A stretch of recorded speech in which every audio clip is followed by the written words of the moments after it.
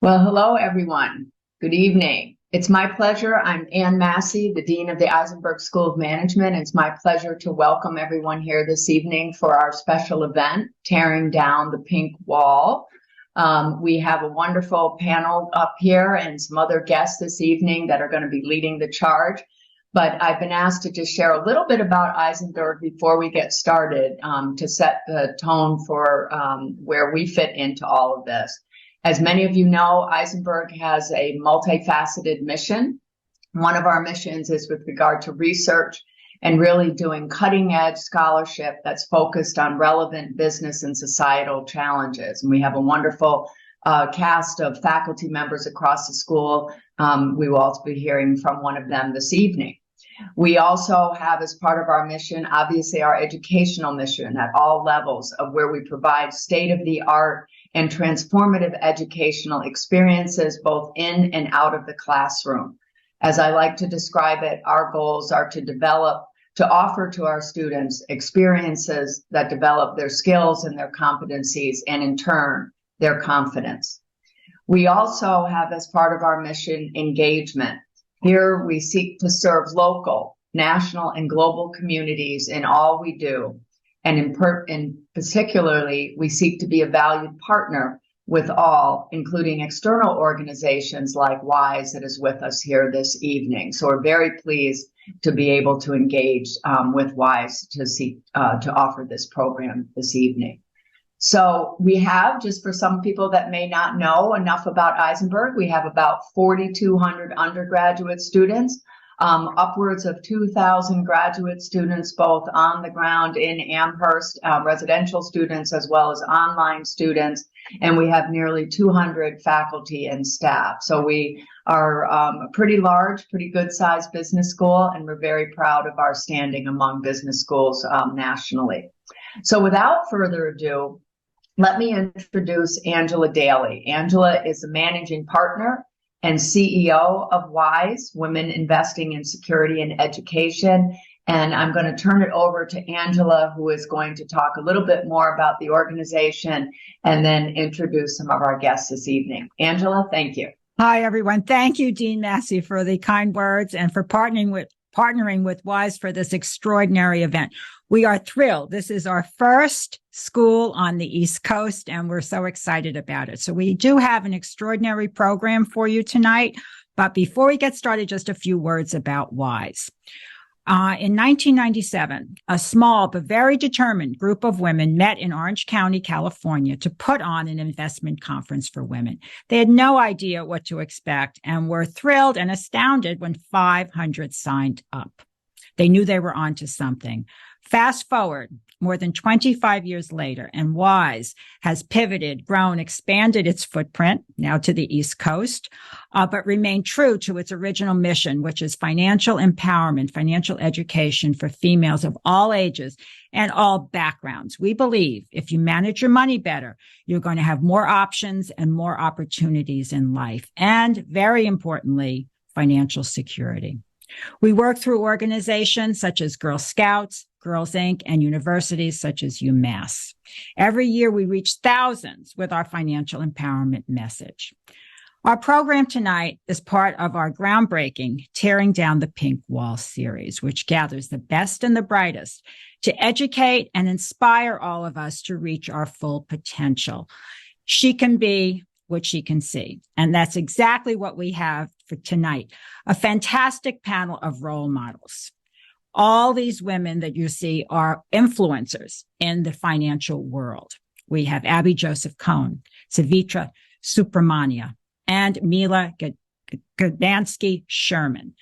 All of these women are dedicated to financial education for women of all ages. You're going to hear some investment insights from them, and also their journeys to the absolute upper echelons, highest echelons in the financial world and academia. And I'm going to mention that also Savita and Abby are part of the Barron's 100 Most Influential Women in Finance list, and Savita's and Mila's resume is over the top impressive. Now, it is my great pleasure to introduce my great friend and our moderator tonight, Consuelo Mack. Consuelo has been part of this Tearing Down the Pink Wall series since its inception. She is one of the most admired and respected financial journalists in this country. She was a reporter at the Wall Street Journal, an anchor on CNBC, and now for the past 19 years has hosted her own show on PBS, Wealth Track, whose mission is to help all Americans build and preserve their wealth.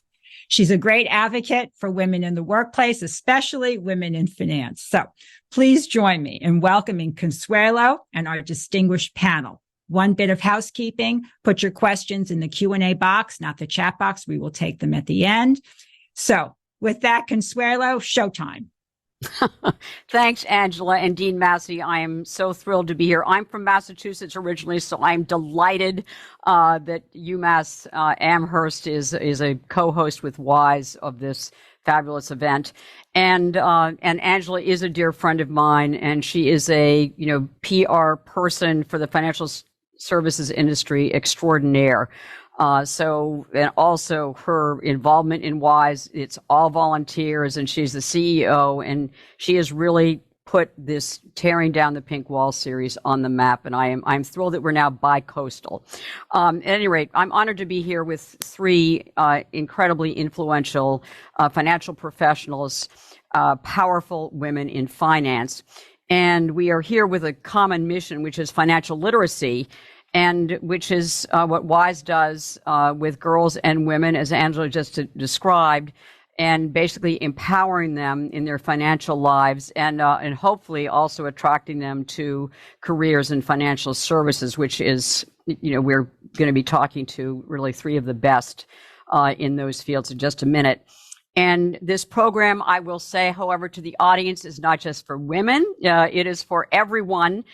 Financial literacy is really the key to financial security, which is a basically critical component of a successful personal and professional life. So enough said, just so that you all know, and what Angela just described, it's going to be a two-part conversation. First of all, we're going to talk about investment outlook and strategy from our three pros, and then we're going to switch at around 6:45 to the career portion of this. Is basically how did these three accomplished individuals get to where they've gotten? How did they achieve what they've achieved so far? So you've got your full bios that you've seen in the scroll that you've been looking at, and the materials that you have online, so that they're very detailed bios. I'm not going to go into all of the accomplishments of our panelists, but I'm going to give you some highlights because they are incredibly impressive individuals, both personally and professionally. And I've known two of them, Abby Joseph Cohen especially, who I'm going to introduce first, for many years. For those of you who don't know, she was a rock star investment strategist in the 90s and into the 2000s. When Abby Joseph Cohen spoke as the chief U.S. investment strategist at Goldman Sachs, everyone on the street listened, and she moved markets not intentionally, but just by whatever her thinking based on her research analysis, her data, and her just acumen and common sense investment approach. People really listened to her, and with good reason. And they are still listening, and so that's why I'm so thrilled she's here tonight. She was also, in addition to being the chief U.S. investment strategist at Goldman Sachs for many years and a partner, she was also the president of the Goldman Sachs Global Markets Institute, which is basically their think tank. So she's done it all at Goldman Sachs. And she is a regular member of Barron's prestigious roundtable, their annual roundtable. And also, as Angela mentioned, that she is also one of the 100 most influential women in U.S. finance. Barron's names them as well every year. Savita Subramanian is someone that I've known now for several years. I've followed her work. It's been highly recommended to me by her peers on the street. And she is an influential strategist. She is head of U.S. equity and quantitative strategy at B of A Global Research. and her responsibilities include U.S. sector allocation for equities, forecasts for the S&P 500 and other major U.S. indices. Savita, that is not an enviable task at all. Quantitative and equity strategy and global ESG research, and she is the head of ESG research. Of course, all of you know that's environmental, social, and governance research, and she was the first in that position at B of A. She is also one of Barron's 100 most influential women in U.S. finance, and she's been ranked as a star analyst, as Abby was for many years before she retired from Goldman Sachs, by Institutional Investor magazine. And in 2021, she had the distinction of being chosen. These are by institutional investors who rank the top strategists on the street in 4 separate categories. And she was number 1 in ESG at the time. And Mila Getmansky-Sherman, who I'm delighted to get to know through this panel, as you know, is a professor of finance at the Eisenberg School of Management.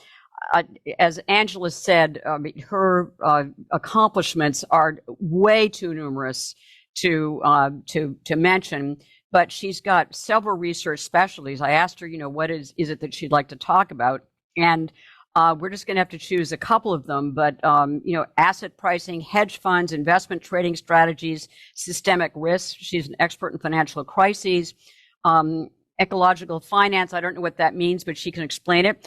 ESG as well, and also systemic risk and dynamics. So there is a lot, and she's also done a tremendous amount of work with women in finance, widely published, Journal of Finance, Journal of Financial Economics, Journal of Investment Management, and those are just some of them.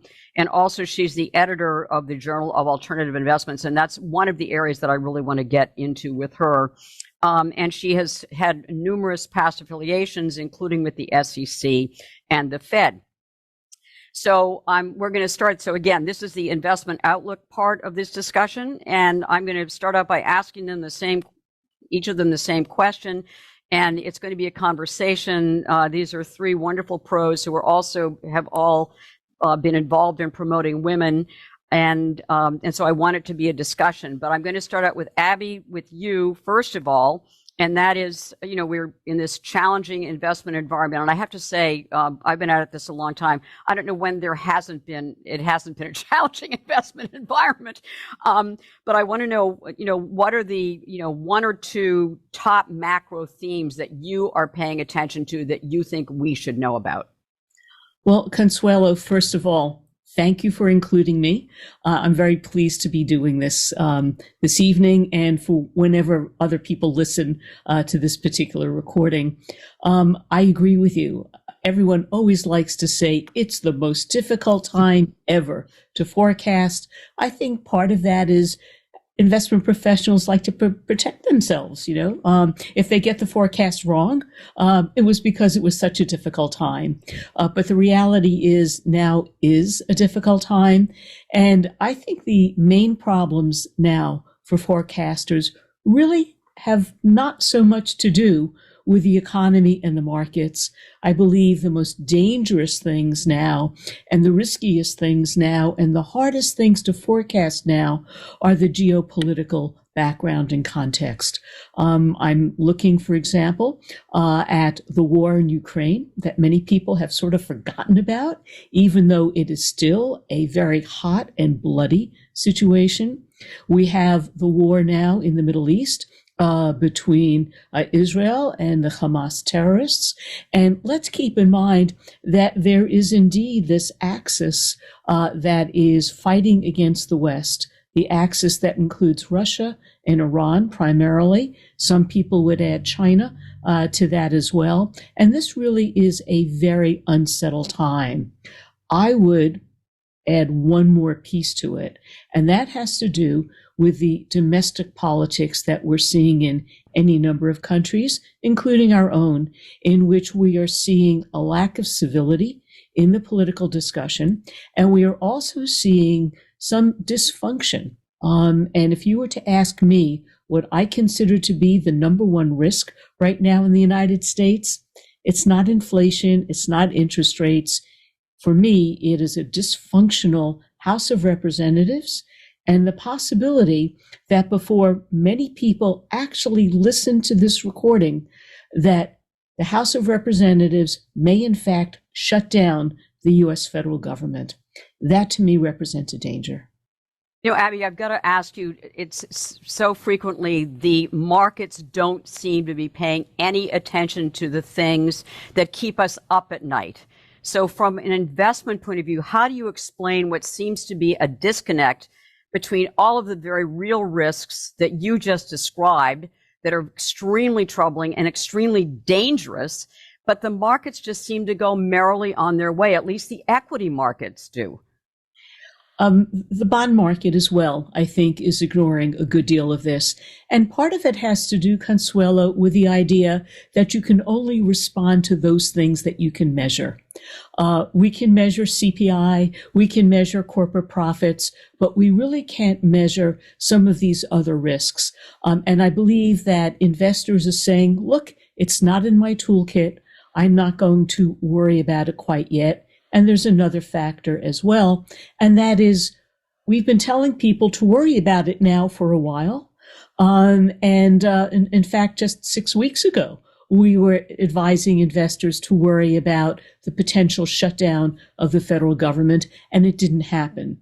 And so there is a little bit of the investors who cried wolf situation here. There's the problem of how do you quantify it, but I believe these are big problems that we really cannot ignore. Savita, what are you watching as far as what are the one or two biggest macro themes that you think we should pay attention to?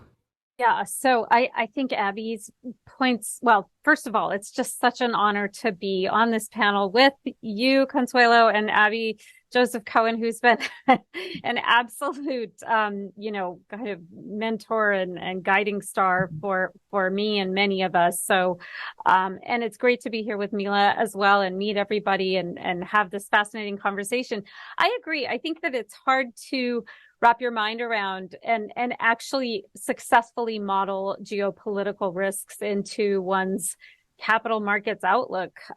These are wild card events, and the fundamental impacts are hard to really suss out. I think in addition to what Abby just pointed out, I would also highlight that the other risk is that many of us, in fact, most of us, have not experienced a market environment during which rates have done anything except gone lower and inflation has done anything except disappoint to the downside. Most of us have lived through a career of frictionless of globalization and moving plant and equipment to other parts of the world without a lot of drama. And now all of a sudden, it feels like two things just abruptly changed. One, the cost of capital is now rising, and it's been rising pretty quickly and pretty painfully. And two, the idea of, kind of global supply chains, the risks have been revealed not just from a geopolitical standpoint, but from a, global pandemic. So I think those are all shocks that investors are trying to absorb. And, as a quantitative investor, I find it hard to know which charts to pay attention to and which charts I should just summarily ignore because they're the relic of a bygone era that is, not likely to replicate itself in the future. So again, I think that we're in a market environment where having a bias towards, what worked over the last 10 years or 20 years or even 30 years might be anathema for investors as we face what looks like a very different setup. Right. So throw those charts out the window because the last 10 years you kind of would all agree don't really matter now. We are in a new era. And so, Savita, what chart or charts should we be looking at? So I think there are some tried and true measures, and I would love to hear what Mila and Abby think. But I've found that, there are a few things that drive equities with a short-term and a long-term time horizon. In the short term, what I've found to be a better predictor than anything is sentiment. So, when everybody is worried about stocks and hiding under their desks in fetal position, that's probably when you should be buying stocks. And then when folks are really bullish and, it's all about the market, that's probably when you should be selling. So we've found that sentiment is actually a very prescient sort of short-term indicator for what the market does. And I think the idea, if you think about the beginning of last year, nobody was forecasting that the Fed was going to hike from 0 to 5, or that we were going to see a war breakout between Russia and Ukraine. And, it was a relatively sanguine environment. And that was the sort of moment of where you really did not want to be in risk assets. And then, this year, I think it was a much more cautious year, and the market has ground a lot higher in that backdrop. So I think that sentiment is a good one to pay attention to. And then on a longer term basis, I'm a huge fan of valuation. I've sort of been trained by and mentored by a bunch of value investors. I do think valuation matters, even though it hasn't mattered for a while.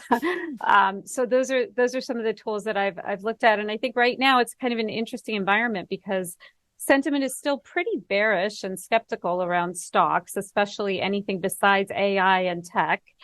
And then on top of that, valuations for the broader market outside of, again, these mega cap tech companies actually look pretty attractive. So I feel like there are opportunities within equities, but it requires more of a nuanced perspective. Okay. And Mila, it is your turn. I mean, I was thinking of the risks, especially that Abby was talking about. That's kind of right up your alley. One of your many specialties seems to be systemic risk and financial crises. So what are the one or two top macro themes that you're paying attention to short term and long term that we all should be aware of? Sure. Thank you very much, and it's a pleasure being here. Thank you, Consuelo and Angela and Dean Massey from Eisenberg School of Management for inviting me here. And it's a pleasure also to be on the panel with Abby and Sabita. I'm learning so much from you. So definitely kind of the impact of inflation, rising interest rates, geopolitical events, and this associated uncertainty, right? So something we cannot really model. It can lead to an increase in systemic risk. And that's something that I have been doing lots of research. And at Eisenberg School of Management, we actually have a whole center for international securities and derivatives markets. And we look at alternative assets, at leverage, at systemic risk and how to measure it. And one thing I just also wanted to mention that everybody here who are in the audience, you're thinking that, finance is, we know the answers. No, we just had Eisenberg School of Management. We just celebrated 50 years of Black-Scholes Merton option pricing. And we invited people who started that field, Myron Scholes and Bob Merton, and still alive and well and producing research papers, right? So it's amazing. It's a really new field, and I hope kind of everybody in the audience can think about how they can contribute. But in terms of kind of this is specifically, I would say leverage. I'm looking at that. I'm looking at what can potentially break. So one of the discussions we had at that conference to celebrate Black-Scholes Merton model was about interest rates went up. And not just went up, but went up a little bit too fast. So think about kind of running, driving a car that it's not, you can drive it fast, but it's not made for that. Can something break? Something didn't break yet, but something potentially can break. And as academics, we're actually looking at those systemic events. So something that didn't break, but there is a pressure of potential risks and uncertainty that will build up, and then that will lead to financial crisis. Abby, it reminds me of the last time you were on Wealth Track. It was over a year ago, but we were talking about the risks of recession. And at that time, everybody was saying, a recession is coming. And you basically told me, not so fast. And you were absolutely right, Abby, that it has not happened. So what about this? Shouldn't something have broken by now? Why hasn't it broken? To Mila's point, and then I'll ask Abby that. Sure. So some things, for example, let's look at the most liquid market, right? So US Treasury market, which is about $27 trillion. So actually during COVID times, COVID showed us, so it was only, 2020, it showed us that even like the most liquid market that can become illiquid and volatile. So in that case, there are several reasons, such as dealer capacity dried up.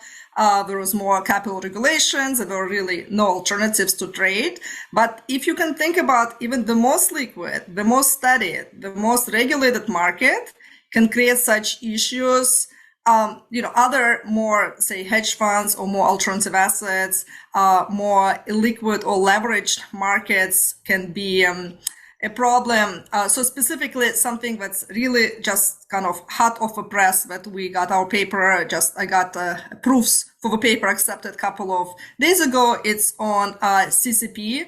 So it's pretty much looking at counterparty risk and looking at centralized counterparties in terms of how do we minimize that the other side of a trade, the other dealer might just blow up. This is what happened in the recent financial crisis. And potentially there are some new proposals of expanding kind of central clearing activity of treasury securities. So if you're trading with somebody and they are not there at the end of the day to make the trade, right, but you're not losing, and that doesn't propagate to systemic risk. So, Abby, to the question about, you're saying don't, not so fast on a recession, despite the inverted yield curve and despite the fastest and most dramatic increase in interest rates in, 40 years. Why hasn't, number one, what's your outlook for the economy, recession or no recession? Abby, what are you saying now?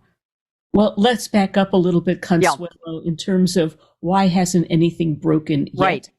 And I think the answer is, using the analogy from our academic, is that we had really good shock absorbers. That car was really built for speed. So, for example, we had a situation in which many people who were not familiar with longer term history said, oh my gosh, interest rates are really moving up dramatically, sort of forgetting that interest rates didn't move up to 4 or 5% in the 1970s and early 80s. They moved up to 15% and 18%, number one. Number two, I think many people who were calling for a recession 12 or 18 months ago forgot to look at the consumer balance sheet. Consumers, in fact, had dramatically reduced their debt levels. Income levels were okay, in part because of government subsidies during COVID. And there was just a lot of margin for error, including in the corporate sector, where many companies had record-breaking profit margins. So that's not the sort of environment in which a recession starts. And now to answer your question about looking forward from this point, I'm actually assigning a higher likelihood of recession now than I might have 12 or 18 months ago, even though I know the consensus forecast has moved in the opposite direction. I know that there are lots of forecasters saying, oops, no recession the last 18 months. We're in the clear. And I would say, again, not so fast, because we've run out of a lot of that margin for error. We do see, for example, that the consumer balance sheet is now more stretched again. There are many consumers, particularly in the millennium category, and I think our students maybe know people in the same situation who have been using their credit cards rather aggressively, who have been taking on debt, perhaps mortgages that are at higher rates. This is not something that gives them a lot of running room, number one. Number two, corporations have had terrific profits, but the costs have now risen. And I mean, labor costs, materials, kind of across the board. Yeah, exactly. And I, for one, am very pleased that labor costs are finally rising. Right. We have gone through a 30-year period in which wages have not been keeping pace with the cost of living. So I think it's high time that workers saw some benefit to it. But let's recognize that for many industries, about 2/3 of cost is related to the cost of labor. And that's okay. Companies are still making good profits, but the profit margins are under some pressure relative to where they were before. And then let's add on those risks that are so hard to quantify that I mentioned before, Consuelo, some of those geopolitical risks, both domestic and international. It's not a really good picture. And if in fact the federal government shuts down because of dysfunction in our Congress, that's not a good look for the dollar. That's not a good look for the bond or for confidence in the way we're managing our economy. Savita, investment opportunities and risks. What is your outlook right now? Yeah, what's your view? So I think that there are opportunities and risks. I think we're not in this kind of easy gains environment that was fueled by free capital and kind of China growth, and a lot of those levers have changed. But I think the opportunities today are really in thinking about companies getting more efficient. And what I find interesting is that to Abby's point, we haven't really seen labor inflation in a very long time.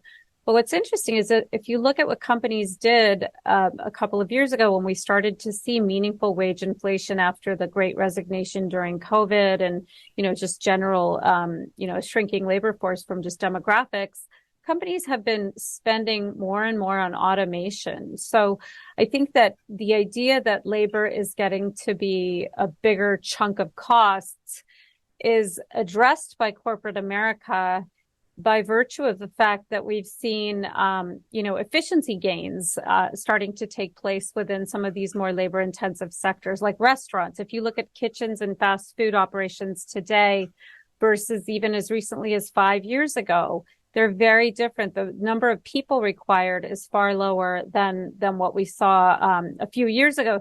So I think the benefit to what's happening now is that we're back in a rational market environment where companies have to hustle. They have to think about how to keep their margins healthy and how to really put in operational kind of replicable process changes rather than just taking a handout from low interest rates and doing some levered buybacks. And I think that's good news for investors because we'll have a little bit more visibility around where earnings are going to come from. We don't have to just pray that the Fed is going to keep rates super low or that, political relationships are going to remain friendly. We actually have more visibility and a little bit more of a handle on the quality of earnings. So I would be looking for some of these clunkier companies that maybe are labor intensive, but have management in place that's exploring new tools, including AI, artificial intelligence, and, some of these really revolutionary changes that can actually put through efficiency gains. And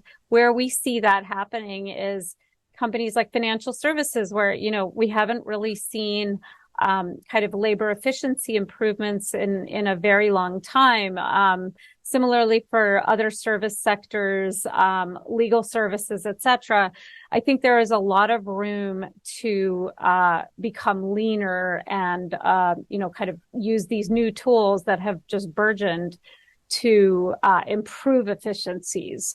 So those are the areas that we like. And then, of course, technology. I think in the U.S., we're in a kind of a good position because we have, not only do we have the lion's share of technology sitting on U.S. soil, but we also have energy independence today, which I think is a positive, especially in an environment of, geopolitical friction and supply risk to oil.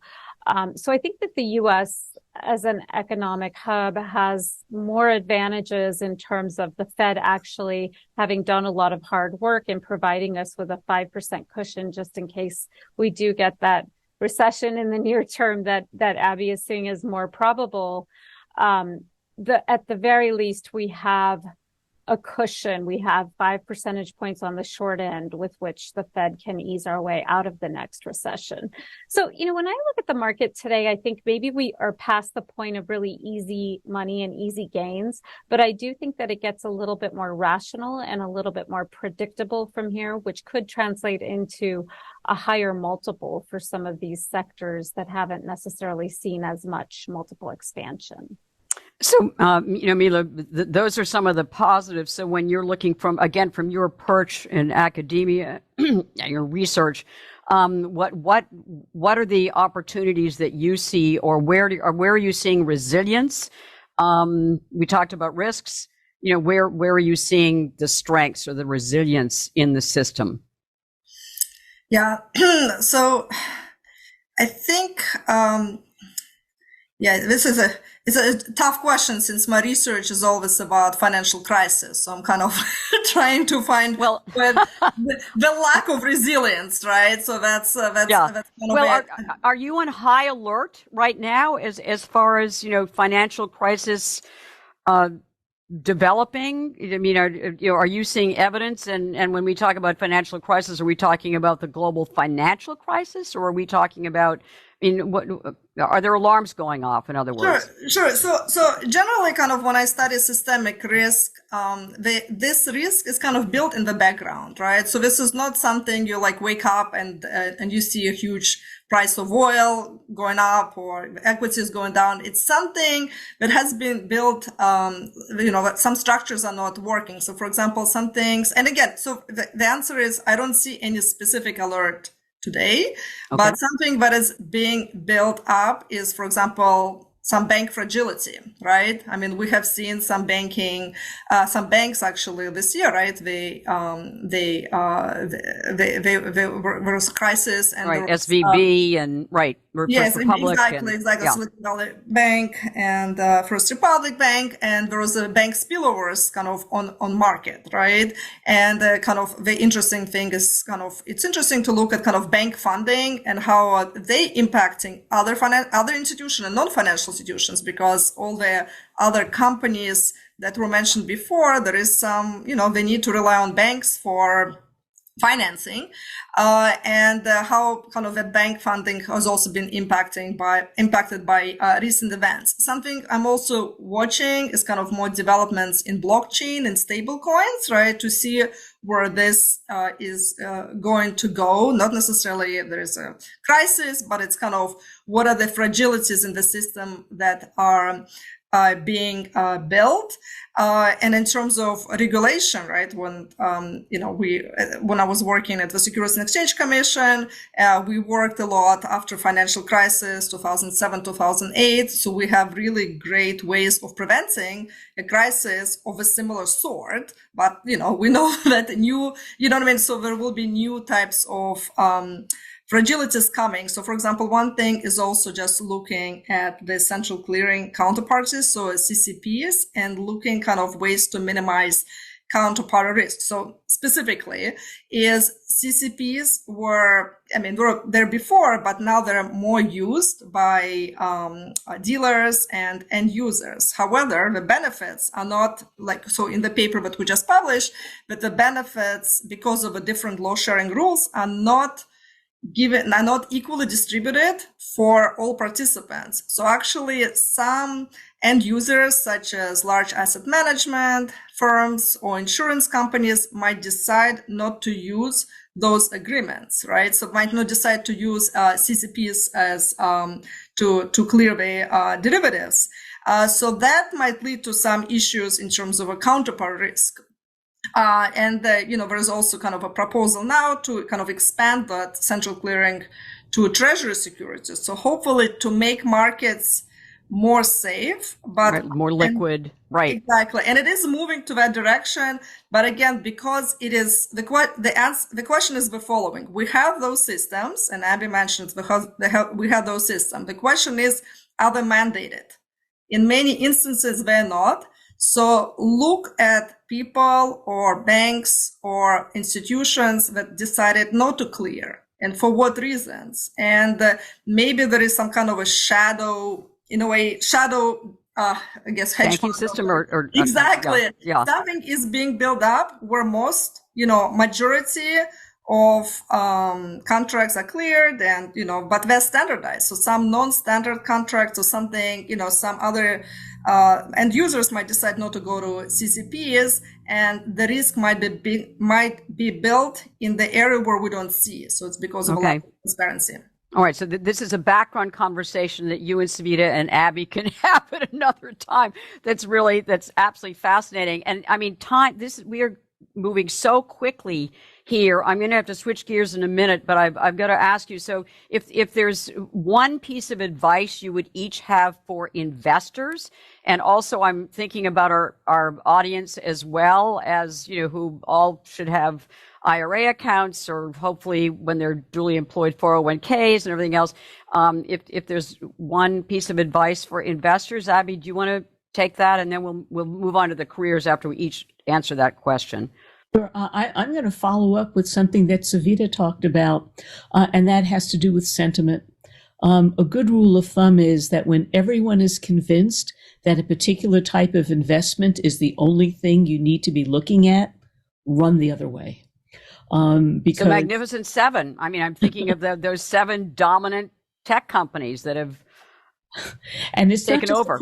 It's not just a question of sentiment. It's a question of what's in the price and how is it valued. And so you could have a situation that's lovely, a wonderful company, great products and so on. But if investors are already assuming that and it's already priced in, there's risk. On the other hand, the scenario could be really ugly, right? This is an alternative, ugly alternative scenario. But if that ugliness is priced in, you may in fact have a good opportunity there.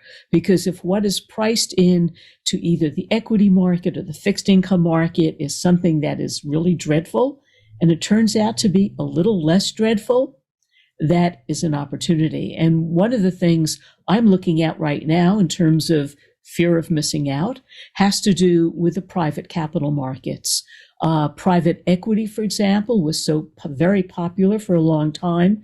And what we now know is the illiquidity in that area has meant that there's an awful lot of strain, and the portfolio managers aren't really telling us what the real pricing is. They're kind of holding back on that. They were very dependent upon very cheap leverage. Look at it this way. Perhaps they made an investment. They made 25 cents in that investment, but they levered it up 4 to 1, which was really easy to do if the cost of capital was close to 0.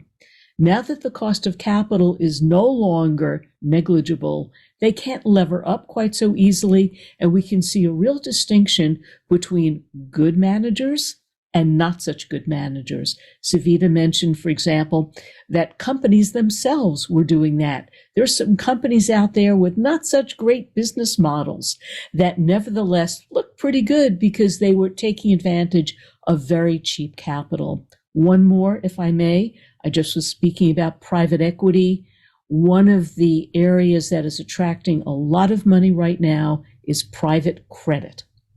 And when everybody is rushing into private credit, it makes me nervous in terms of how it is priced and whether there is good value there. One piece of advice for investors. I had muted myself. Sorry. Oh, no problem. So one piece of advice for investors. So, I wish I could have gone first, but those are all really good, Abby. So it's going to be hard for me and Mila to come up with something. I mean, I guess mine would be just, kind of don't check your portfolio too often. I almost feel like benign neglect is maybe a good tool in investing. So, if you do the hard work initially and you find investments that you're comfortable with, checking your portfolio too often can actually be a recipe for getting too emotional, and emotions and investing don't belong in the same sentence. So I think that's a just sort of set it, forget it. Don't necessarily manage your portfolio too minutely. And Mila, I know this is not your area, but do you have one piece of advice for investors as well? Sure. And so I will kind of quote also one of my mentors who passed away many years ago, Michael Epstein, and he has been working on Wall Street for 30 plus years. He said, don't believe anything you hear and only believe 50% what you see. So the way I'm using it for both for investors and for audience, the suggestion is double check the data. When people are showing you numbers, Sharpe ratios, skewness, kurtosis, any types of numbers, question the calculations. What are the assumptions? And do the calculations yourself.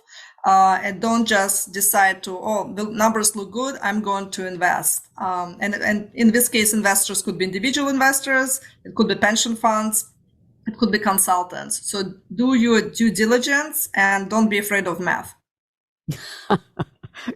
Good advice there. All right, we're going to switch to careers, basically how you got to where you've gotten to.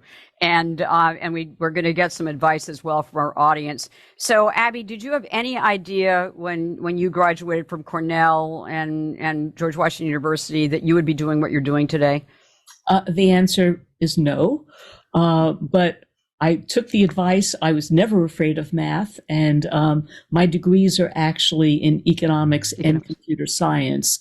And so I started as a quant. And my very first job finishing school was working at the Federal Reserve Board in Washington, D.C., where I worked on one of the most sophisticated econometric models in the world, in which we were trying to forecast the global economy.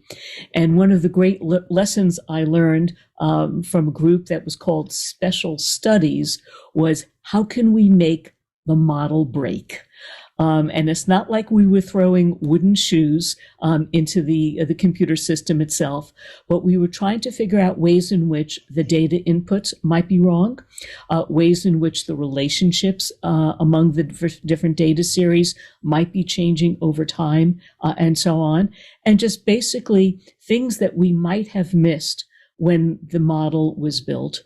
And this sort of thoughtful approach, not being afraid of the data, not being afraid of the math, gave me, I think, a leg up in terms of how to approach things on Wall Street. Because when I came to Wall Street, this was really not the way things were done. Very often, the chief market strategist was somebody who would sit back in his chair, because there were no women. Right. They were all sitting back in their chair, puffing on their pipes, pardon me for using this expression, pontificating about what they thought would happen, even if they didn't have the data to support it. And I think that one of the things that benefited me was approaching the analysis of the economy and the financial markets with facts and models. Doesn't mean that you're always right, but at least you have a better chance at helping your clients and getting the right answer if you're doing the work at the outset and really digging into the data. So it's so interesting how things have changed, but coming away from that analysis of the models and how they can break, do you have as much faith in models, or more faith, less faith? Can we do modeling better?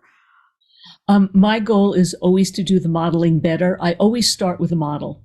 And then I think about in what ways can the model be wrong, and how can I enhance it? And I always spend a great deal of time thinking about ways in which the economic data that so many people think they understand, maybe from a headline standpoint, could be changing under the surface. I'll just give you a couple of simple examples. We all know that the U.S. economy has been changing, right? We have switched from a heavy-duty manufacturing economy to something more service-oriented, and now into higher-level service. Keep in mind that GDP data, industrial production data, almost every economic data series reported out by the government is based upon sampling techniques. And the sample was derived years ago. And so if the economy has shifted in character over the last 5 or 10 years, that data point reported out as a headline is going to be wrong. The same thing is true for the inflation data. So I think understanding what's under the hood, I love going back to that analogy about a car going too fast. If you're going back under the hood of the car, you really have to understand how the mechanics work together. This is so useful also for the students in our audience out there. And I mean, I'm getting excited about modeling, which just listening to you, which I never have before. So it's there's so much creativity in the financial services industry. So, Savita, talk to us about you had a double major undergrad in mathematics and philosophy, and then you went to Columbia Business School. But did you have any idea when you graduated from either college or business school that you would be doing what you're doing? None, absolutely none. I was supposed to be either a doctor or an engineer, according to my parents. So I disappointed them by going into the dark arts of finance. But, I think that what I might use more than mathematics is my philosophy background, because I think that there is something.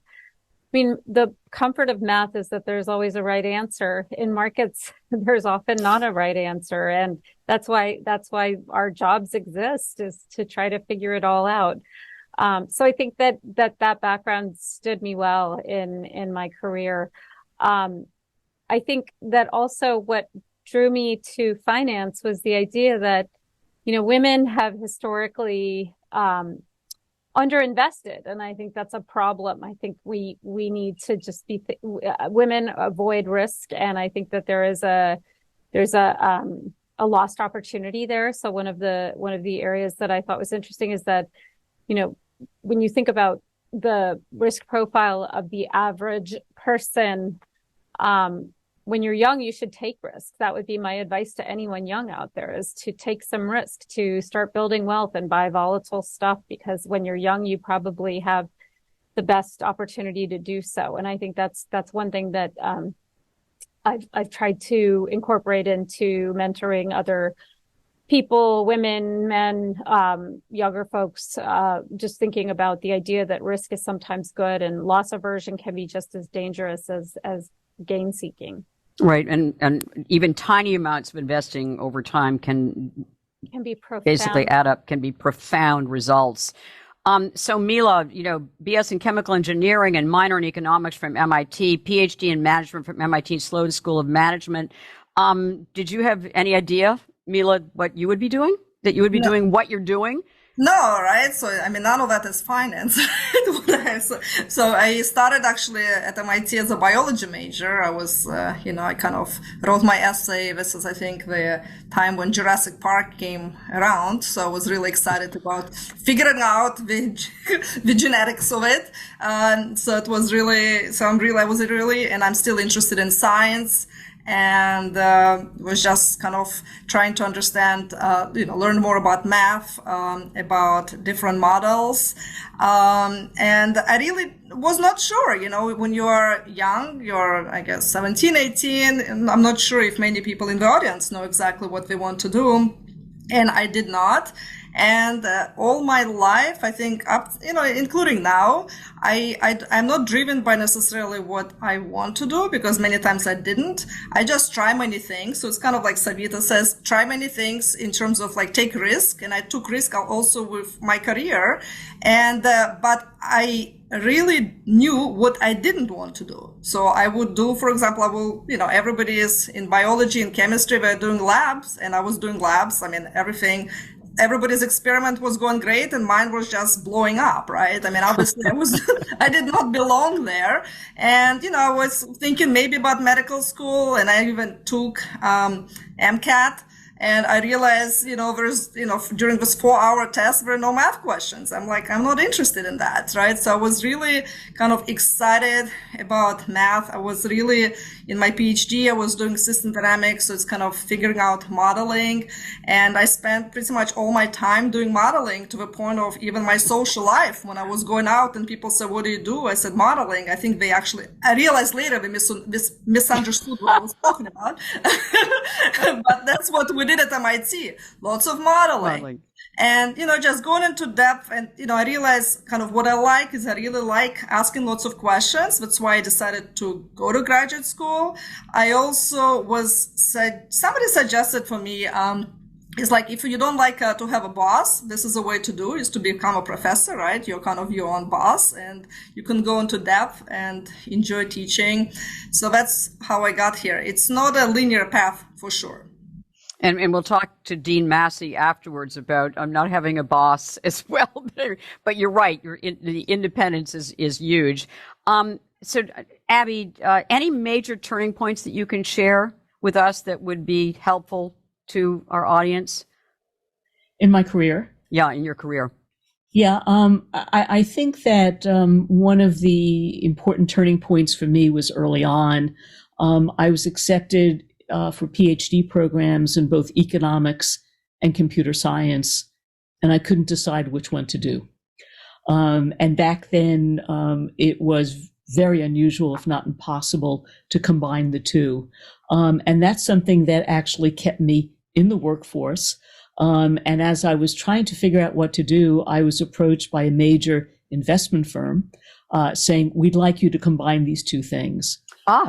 So for me, in some ways, it was a default, but it seems to have worked out okay for me. One of the other turning points for me has been, as you mentioned before, that I was asked to head up the think tank at Goldman Sachs. The focus on the interrelationships between economics, finance, and government policy. And this has been very, very rewarding, looking at issues like workforce, like ESG, like regulatory controls and so on. All of this is really so important and really very enjoyable. And a couple of my last projects for Goldman had to do with demographics of the population and also how to spur innovation. And this to me was just so on point with the things that I'm intellectually interested in. And something that the audience might like to know is I'm now a professor. I'm teaching in the Columbia Business School. I'm working with MBA students and PhD students. And so the person who couldn't decide what to get a PhD in is acting as mentor to people who are, in fact, in PhD programs in finance, economics, and other categories. And I know your course that you've been teaching you had taught as an adjunct professor at Columbia Business School, which is now you're doing. You are now a full-fledged professor. I know is oversubscribed on a regular basis. So the future of the global economy course, right? The future of the global economy with a focus on what's gone wrong most recently. Okay. Whoa. All right. You've got your hands full there. Yeah. So 10 years ago, for example, it was the financial crisis of 2008. More recently, it's been COVID. And then this past year, the failure of things like Silicon Valley Bank. Right. And Abby, setbacks. Have you had any setbacks in your career? And you want to share one of the biggest ones with us and how you overcame it? Sure, there have been setbacks, but I don't want to talk about them. Is that because you're a positive thinker or you just don't want to talk about them? I don't want to talk about them. I'll share one, and that has to do with a career disappointment. The presumption had been one particular year that I would be made a partner at Goldman Sachs, and I was not. And I can't begin to tell you the embarrassment when both the New York Times and the Wall Street Journal ran front page articles basically asking why I had not been made a partner. Yeah, I remember that. Yeah, yep. And there are all kinds of reasons that I suspect were involved, but it led to a bit of a reckoning internally about whether women were being seriously considered for these promotional opportunities. And it turns out that they weren't, right? At one point? I was not making the decision, so I can't say. Yeah, okay. But I did go on to be a partner for 20 years. And so that turned out just fine. Yeah. Right. And also one of their most successful and most prominent partners, I might add, as far as your professional accomplishments and also your role as a role model for so many Goldman Sachs women and also for everyone men. else. Many of the people I mentored were male, Okay. And I was very happy to do so. Right. Savita, want to share some major turning points in your career, maybe a success and a failure or a setback that you've learned from and what you've learned from them? Yeah, absolutely. So I think one of the turning points in my career that happened about 5 years in to my job as a quant strategist was realizing that you got to hustle a little bit in terms of selling yourself. So my advice to women and men and just in general is that if you keep your head down and you work really hard and you do what you think everybody wants you to do, you're not necessarily going to get paid on Wall Street. And that was a rude awakening to me when 5 years into my career, I woke up and realized that a lot of the peers that started my associate program got paid a multiple of what I was getting paid. So that was a brutal lesson in terms of know your worth, get paid, manage your own compensation. And that's always been my advice to people. And I've noticed, I don't think there's just an ironclad gender bias, but I think that women in general are less comfortable talking about money than men. And I've noticed this as a manager that, there is a difference between, what managing expectations, are from my male, employees versus females. So I think that's just a lesson that I learned that I try to share with other people is, you got to hustle. You got to get yourself paid. It's a little bit venal, but I think it's true. So that was a success that you actually were able to. But it was really born from a lack of right. really awareness. Another career lesson. So, I think that one of the things that I really enjoy about markets and in particular ESG, and I would love to hear from Mila on this. But I think there is a way to codify some of these aspects around environmental, social, and governance attributes of companies.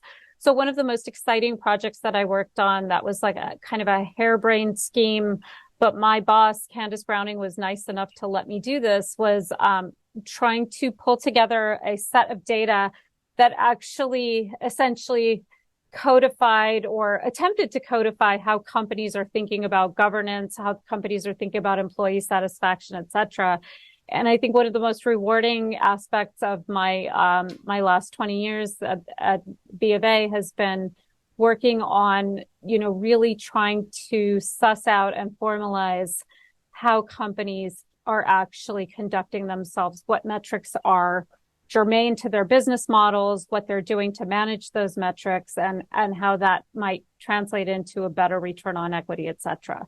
So I think that, one of my successes was born from a boss who gave me a lot of creative latitude, and what we came up with was a really exciting model for thinking about how to actually formally integrate environmental, social, and governance aspects into one's investment process in a coherent fashion. Mila, big setback, major success in your career. What can you share with us and what you've learned from them? Great. Thank you. So for me, I think really mentorship has helped me to get to where I am. So that has been really a success, and this is something I can give back. I'm an advisor for a very successful Eisenberg chapter of Smart Women Securities, and actually I think, Savita, we will be in touch in terms of potentially having you as an advisor, because they're starting with the help of Eisenberg and Dean Massey, specifically just starting the fund that is going to be running real money, and the focus will be on ESG. And that was decided not by me or professors. It was really women-driven approach. This is what really called to them. And this is also unique because it's not done, at least on our campus. So in terms of since the reason I'm here has been always, and specific, like I can name a person, for example, Andrew Lo at MIT. He has been instrumental. He's very famous in both finance, academic and non-academic world. And he helped me to get to where I am. He also said, everything you do, you have to be practical. So all my research that I do, I visit hedge funds, I talk to people. I also work a little bit at Deutsche Bank. And that was while I was a PhD student as an intern. And I remember I was there and they asked me, can you please make copies, right? And, it's a quite reasonable request for a young lady to ask. I mean, we didn't know that I'm not really mechanically dexterous. So I kind of, broke the copy machine. So they said, this is it. No copy for you. You see the trader, you sit with him and learn what he is doing and just shadow him. So I would say some of my successes also were accidental.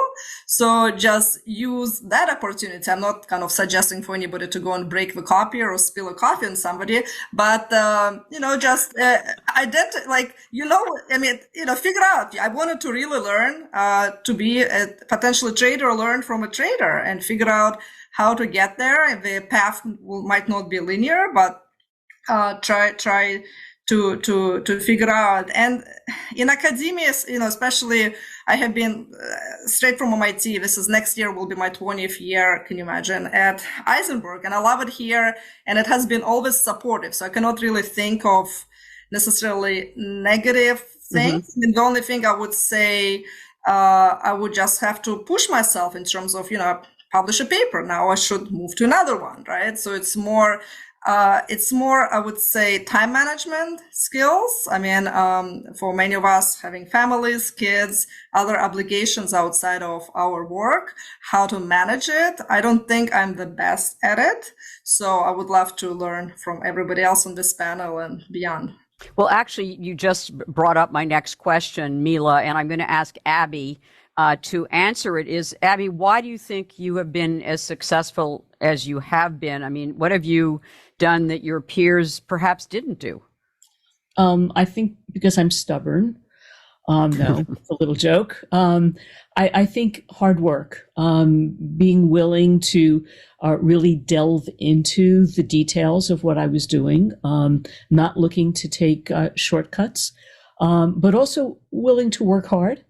And to Savita's point, learning how to speak up for myself and making sure that my work was valued.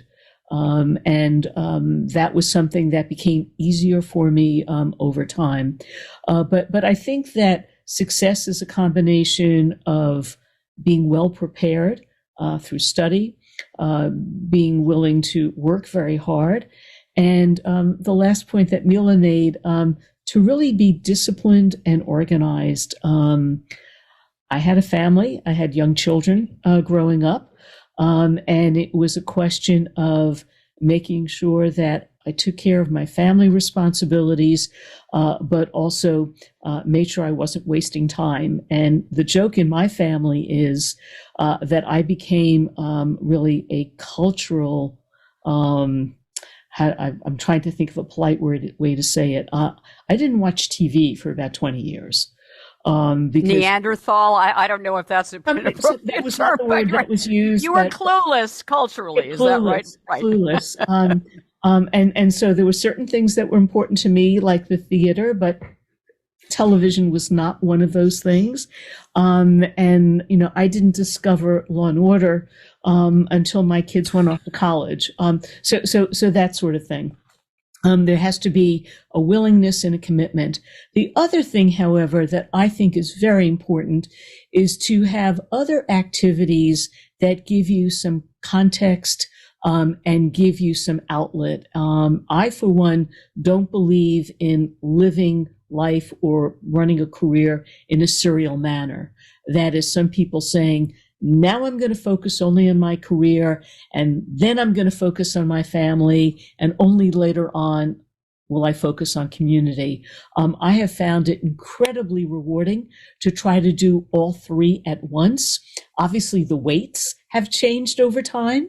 I'm spending a lot more of my time on community things now than I might have done.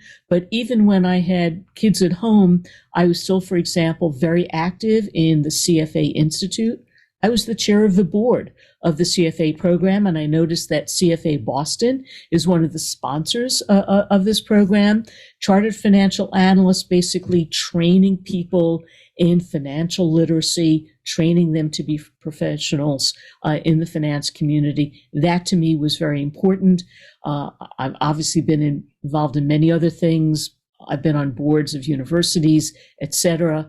And that's the sort of thing that has given me some balance, because if all of your friends and all of your exchanges and interchanges are within people at your firm or just within your industry, I think you become very narrow and you don't really see the big picture. Savita, how do you explain your professional success, and what do you think you've done that perhaps your peers have not done?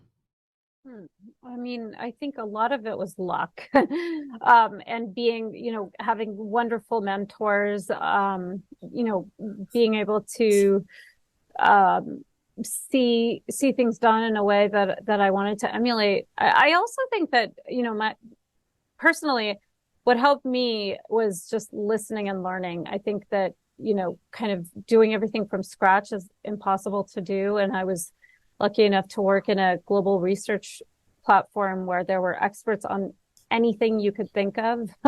So just reading, absorbing, learning, listening to really smart clients who'd been, managing money for decades. I think those are some of the, just learning constantly. And I think that the exciting thing about being a market strategist is that you're always thrown a curveball. There's always something new that you hadn't modeled into your worldview, so I think just having an open ears and listening and absorbing rather than reinventing the wheel and trying to do everything from scratch. That's been a real benefit to me. I don't think I could have done it all from scratch. So yeah.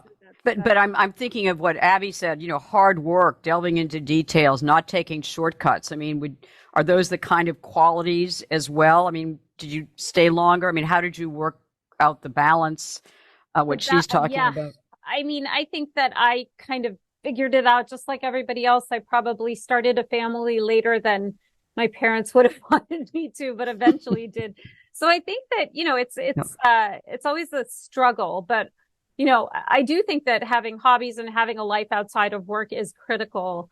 And, attention to detail, I think is really important, but also just understanding what you're going to master and what you're not going to master. I think those are also equally critical. Like the idea that, I'm probably not going to learn, to, appropriately code in Python at this point in my life. And maybe I don't need to because there's, all these other tools and folks that can do that. So I think those are also some skills that I've learned along the way, is like what I should focus on and what I shouldn't focus on. That's important. Mila, same question to you. Why do you think you've been as successful as you have been? What have you done differently than peers? Great. Thank you. So I would definitely say mentorship, and I mentioned it just in an example of a success for me, is mentorship is something to emulate to others. And but did you have important mentors? I mean, is that, yes. So okay. I had a very important mentor, and still actually, Andrew Lowe. So Andy Lowe, who's been on Wealth Track several times. He's fabulous. Yeah. So he's fabulous, and as you know, despite he's so, or maybe because of he's so successful in both as a professor, right, as a But what did you do, Mila? What have you done differently than your peers? How do you explain your personal success? It's not all your mentors. Hate to tell you that, but no, honestly. So I guess, the reason I'm saying is because environment where, I can be, so yes, I'm a hard worker. I work at MIT. I was known as the geek even at MIT, because Friday night, this is, you find me, where to find me in a computer room. We didn't have our own computers at that time. And so, yes, so hard work, also questioning, in a way, my research came from my interest of combining different fields, right? So I have published in many like STEM journals, economics, finance journals, and it's combination of fields that maybe before were not really entwined so much, right? So kind of looking at the problem instead of just like, this is the field and this is, let's just kind of continue model and add an additional step. But the reason kind of I was mentioning mentorship and even just, I would say belonging, right? It just, I could have worked hard, but if people around me, if environment around me was not conducive or they didn't care what I said, right? Or they will just put me down or shut me down, I probably will not be here, right? And I mean, I'm working, something I need to work is my resiliency. So that's the current thing that I'm still working on. But just the environment and belonging, I know that at Eisenberg, we actually care a lot about this because the reason we're here, by we, I mean lots of professors, not just me specifically, but because people listen to us, they wanted to hear more about our ideas, and so choosing where you work is an important part of the success as well. And I feel like I'm rushing you, and the reason that I am is Yes. Dean Massey. I know that there are questions that you must have from the audience, so I don't want to hog this entire time, and I will have a couple of other questions to ask at the end, which will make a lightning round. But Dean Massey, do you have some? Do you want to come on and ask some of the audience questions?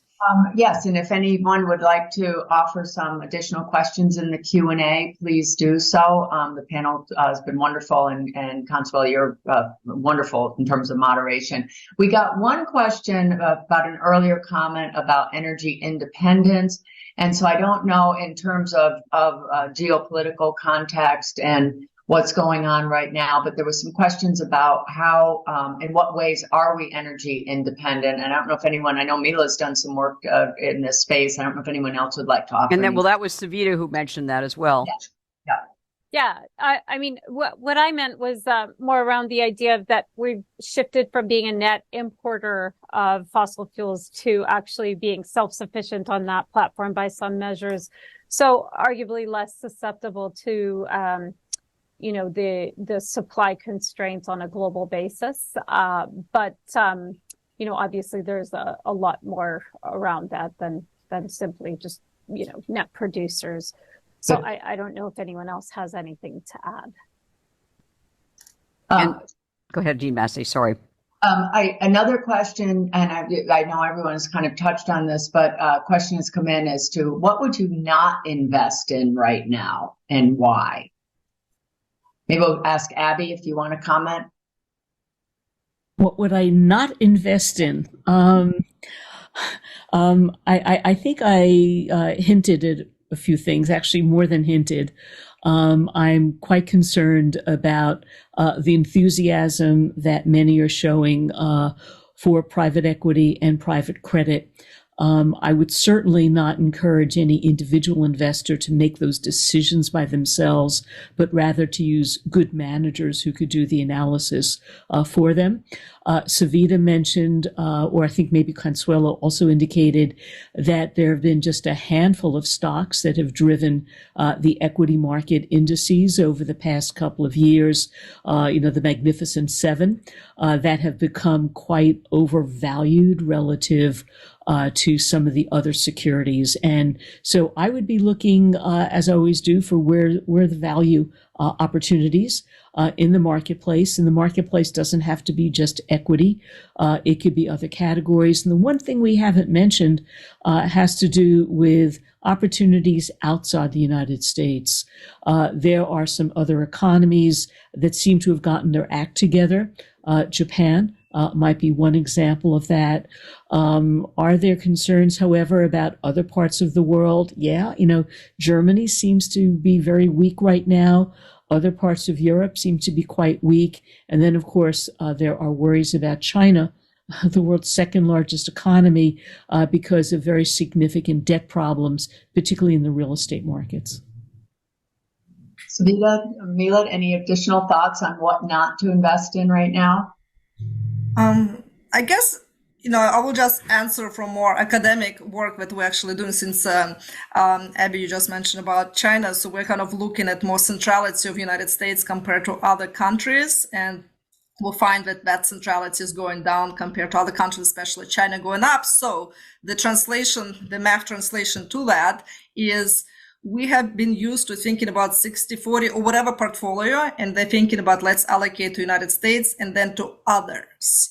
But because now there is this grand causality or cross correlation over time between other countries and how they impact us, United States. So it used to be just more United States would impact other countries when we construct portfolios. So it's not just, I'm not talking about one stock, I'm talking about several industries and portfolios in other countries. And in United States, we need to adjust for that cross correlation, because if you just say I'm investing 80%, say in United States and 20 in other countries, if things go something in other countries and there is more likely causation, negative causation to United States or positive causation, then our portfolio allocation is not correct. It should be adjusted for understanding those new emerging risks that are cross-border. Dean Massey, can I ask a question for each of them, because I would be remiss in not asking this, and that was if you could each give only one piece of career advice to our audience, what would it be? So, Abby, what would your one piece of career advice be? I would encourage everyone just to do something that they love. If you don't love it, you won't focus on it. You won't do as well as you might otherwise have done. And I think that I've been very lucky to have had a career that I have thoroughly enjoyed, and that's made a great deal of difference. Savita? I would say you're never going to feel ready for that next job. So just take it and figure it out as you're going along. But you're never 100% prepared for your next career move. Mila? I would say find a mentor, find organizations that can help you to find mentors, and also whatever you do, be financially independent. Dean Massey, go ahead. Yeah, let me just follow up on that, because Mila, someone did ask a question about how do you find a mentor? How do you approach someone about being a mentor? And other people may have thoughts as well. So again, in my case, I actually, as an undergraduate, I went and knocked on people's doors, and many doors were closed, and they're like, go and read that book and I'll come back or whatever, so we're not interested. So so I found Andrew Lowe, who actually gave the same problem to everybody else. And I was the one who worked harder and brought it back and, made sure I worked till 2 a.m, every day to get it done. So just knock on the doors. I know there is now more organizations like, Dean Massey, right? We have Smart Women Securities. We, as undergraduate student organization, actually match freshmen and sophomores with mentors. So there is a matching program. There is an organization like WISE, right? The Pink Wall, and Smart Women Securities, Girls Who Invest. There is more help. Talk to your faculty if you're a student, and I will let others talk about more professional way of finding mentors. Savita, do you have any suggestions? Yeah, I would say that just make it easy for them. So, one of the things that I've found is, there were analysts that I really admired, and I asked them, can I just sit and listen to one of your conference calls with you?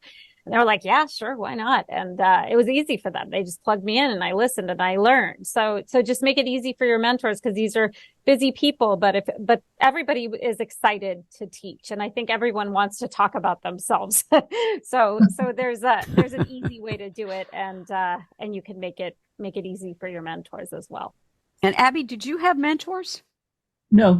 I know, I didn't think so. Yeah. I did not. Part of it had to do with a somewhat unusual background for Wall Street, coming in as an economist and computer scientist, as opposed to coming in as a financial person. And part of it had to do with, I think, the discomfort that the guys had working with a young woman. They didn't quite know what to make of me. The one exception, however, was a gentleman who was my boss at one point. I had a couple of different opportunities I could have accepted. And when I went into his office, I saw a photograph of him with his 3 daughters. And there they all were in basketball uniforms, and he was the coach. And I decided this is my guy. And so he was my mentor, unfortunately only for a short period of time. But he got it, in terms of being supportive and encouraging and so on. I think that I have been a good mentor, to others. Over the course of my professional career, I have been approached by many people to be a mentor to them. I've tried to limit it, quite frankly, to 4 or 5 people at a time, because I thought to do more was to be disrespectful and would cut short the amount of time I had available to the people who I did accept. And what they each had in common is they convinced me that there was something they really needed from me. And not just, to say so-and-so is my mentor, but there was really something specific in my background or in my work that they had researched that they knew might be useful to them as well. Well, I think in the keeping an eye on the clock here, Yes. recognizing that our students probably have some other work to do this evening. So those that are here this evening, I would like to bring Angela back in, but I'd like to also personally thank the panelists and Consuelo for running this. It was really a delightful session, very informative. I'm sorry we got to most of the questions, but not quite all of them. But I think that they were addressed at one point or another. Before I turn it to Angela, I just want to remind the students at some point here, there will be on the screen a QR code for those of you who are participating in the iSucceed platform, and then you can use that QR code. I was told to remind you of that. So let me turn it over to Angela. And again, thanks everyone. It was really a wonderful event. Angela? Yeah, it was. Thank you. Panelists were fabulous. I have thank so many people here. First of all, this panel was so fantastic. Consuelo, tell me, I think this was one of our best. It was. Yep. Really, No question about it. Everyone. Hard to miss. Yeah. with our panelists. Yeah, and I want them as mentors. Okay. And also want to thank the team at UMass who's been really terrific in getting this thing. It takes a village. Was at least a dozen people involved at UMass. And of course, the Wealth Track team, which is always superb and delves right in and talk about working hard and not taking shortcuts. That's that team. And of course, thanks to the audience. It can't be, that's what we're all about. So I hope that you will spread the word, all of you that listen, to your friends. This video will be available to both UMass and to the WISE audience, and we hope that people will listen.